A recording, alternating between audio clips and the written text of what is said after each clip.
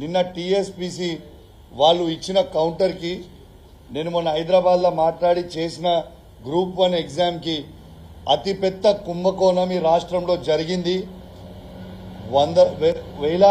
వందలాది కోట్ల రూపాయలు చేతులు మారినాయని మొన్న నేను చెప్పింది. నిన్న వాళ్ళు రిప్లై ఇచ్చిర్రు. ఆ రిప్లై మీద నేను మాట్లాడదలుచుకున్నా. ఖచ్చితంగా అడ్డంగా దొరికిపోయారు. తెలంగాణ రాష్ట్రంలో ఉన్న ప్రతి యువత దీన్ని గమనించాలి అని నేను విజ్ఞప్తి చేస్తా ఉన్నాను. ఇలా సూటిగా నిన్న ప్రశ్న అడిగినాం.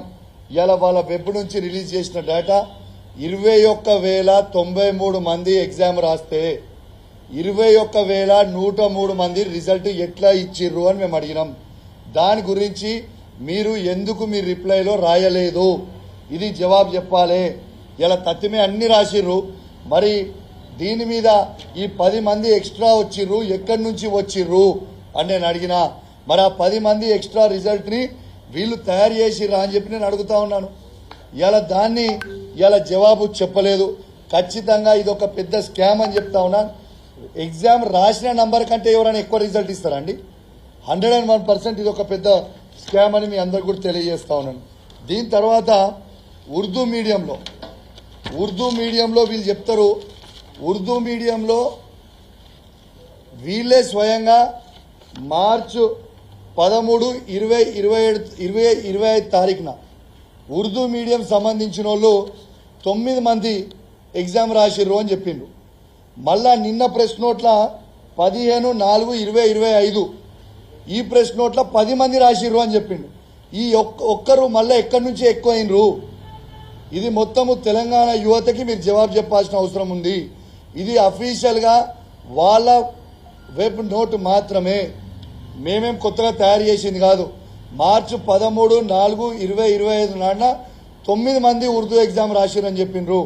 15, 4, 20, 25న 10 మంది రాసిండ్రు అని చెప్పిండ్రు. మరి ఆ ఒక్కరు ఎక్కడి నుంచి పెరిగిన అనేది ఖచ్చితంగా వాళ్ళు జవాబు చెప్పాల్సిన అవసరం ఉన్నది. దీంతో పాటు హాల్ టికెట్ నంబర్లు వీళ్ళు చేంజ్ చేశారు. అసలు హాల్ టికెట్ నంబర్ అనేది ప్రిలిమ్స్కి ఏ ఎగ్జామ్ హాల్ టికెట్ నంబర్ రాసినా same hall ticket number mains రాసేటప్పుడు కూడా సేమ్ అదే హాల్ టికెట్ నంబర్ ఉంటుంది. మరి నేను అడుగుతుంది ఏంటంటే ఈ మొన్న అయిన ఎగ్జామ్లో యూపీఎస్సీ తరాన మేము నిర్వహిస్తున్నాం ఎగ్జామ్ అని చెప్పినప్పుడు యూపీఎస్సీలో ప్రిలిమ్స్లో ఒక హాల్ టికెట్ నంబర్, మెయిన్స్లో ఒక హాల్ టికెట్ నంబర్ ఉండదు, సేమ్ హాల్ టికెట్ నంబర్ ఉంటుంది. మరి మీరు ఎందుకు చేంజ్ చేయాల్సి వచ్చింది? ఇలా యూపీఎస్సీలో ఎట్లుంటుంది? ఇలా ఎగ్జాము కర్ణాటకలో ప్రిలిమ్స్ రాసిన మళ్ళీ మెయిన్స్కి క్వాలిఫై అయితే అది పోయి ఢిల్లీలో కూడా రాయొచ్చు. మళ్ళీ అట్లాంటిది మీరు ఎందుకు చేంజ్ చేయాల్సి వచ్చింది? దేనికోసం మీరు చేంజ్ చేసిర్రు? ఖచ్చితంగా దీనికి మీరు జవాబు చెప్పాల్సిన అవసరం ఉన్నది. ఈ చేంజ్ చేసిర్రు ఎందుకనంటే మా కమిషన్ పరిధిలో ఉంది, మేము చేంజ్ చేసినామని రిప్లై ఇచ్చారు. కరెక్టే చెప్పిర్రు.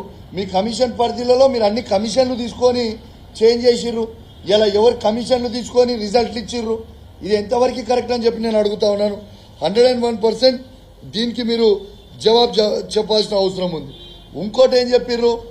ఎస్, మార్క్స్ అనేటి సేమ్ వస్తాయి, మీరు ఎందుకు ఈ సీరియల్ నంబర్లో హాల్ టికెట్ ఒకటే సీరియల్ నంబర్లో సేమ్ మార్క్స్ ఎందుకు 654 మందికి వచ్చినాయి అని నేను అడిగినా. దీంట్లో చాలా మంది ఎగ్జామ్స్ రాస్తారు కాబట్టి సేమ్ మార్క్స్ వస్తాయి కాబట్టి చాలా మందికి వచ్చే అవకాశం ఉంది అన్నారు. నేను సంతోషిస్తా, కాదు అంటలేను. నేను కూడా ఏమంటున్నా, మార్క్స్ మీరు ఇచ్చినప్పుడు డిఫరెంట్ హాల్ టికెట్ నంబర్లకి డిఫరెంట్ వస్తే ఓకే. ఒకటే సిరీస్లో హాల్ టికెట్ 470, 471 సిరీస్లో అందరికీ 253 మార్కులు వస్తాయా?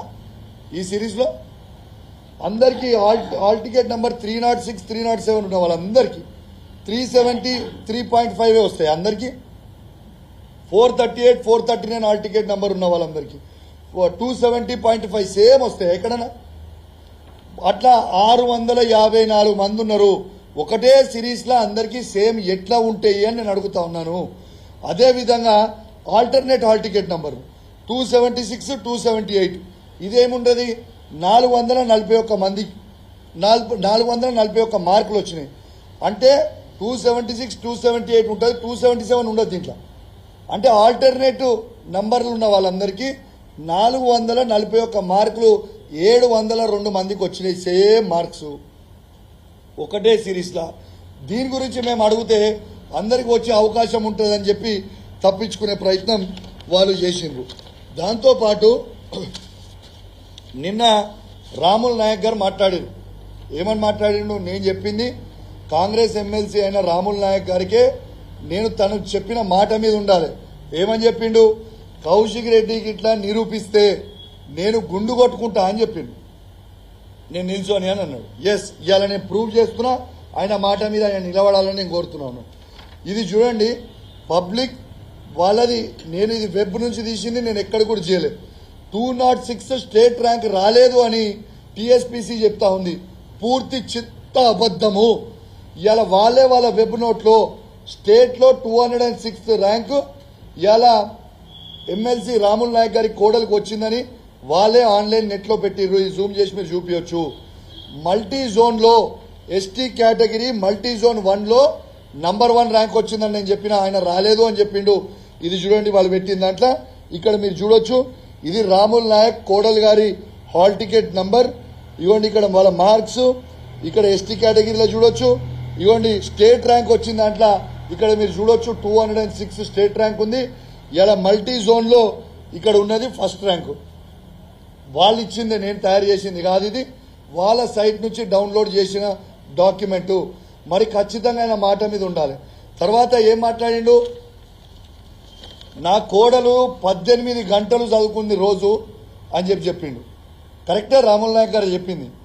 రాముల్ నాయక్ గారు చెప్పింది ఏంటంటే 18 గంటలు పనిచేసింది రాముల్ నాయక్ రేవంత్ రెడ్డి గారి దగ్గర ఈడ కమిషన్లు ఇచ్చుకుంటూ పైసలు ఇచ్చి కొనుక్కున్నాడని నేను అంటున్నా. ఎందుకు అంటున్నా అంటే ఆయననేమో 18 గంటలు చదివినా అని చెప్తుంది, వాళ్ళ కోడలేమో ఇంటర్వ్యూ ఇచ్చి నేను రోజు కేవలం 5 గంటలు మాత్రమే చదువుకున్నా అని చెప్పింది. ఆయమనే ఒక ఛానల్ ఇంటర్వ్యూకి ఇచ్చింది, ఆ లింక్ కూడా మీకు వాట్సాప్ చేస్తా. డైలీ మార్నింగ్ 4 to 6 o'clock చదువుకున్నా అన్నది, మధ్యాహ్నం 12 to 2 o'clock చదువుకున్నా అన్నది, సాయంత్రం పూట 1 గంట సేపు చదువుకున్నాను అన్నది. అంటే ఎంత అవుతుంది? వాళ్ళ కోడలేమో 5 గంటలు చదివిందని చెప్తాడు, మామేమో ప్రెస్ ముంగడికి వచ్చి 18 గంటలు చదివినని చెప్తుండు. మరి ఎవరు చెప్పింది నిజం? మామ చెప్పింది నిజమా లేకుంటే కోడలు చెప్పింది నిజమా? దీనికి జవాబు చెప్పాలి కదా.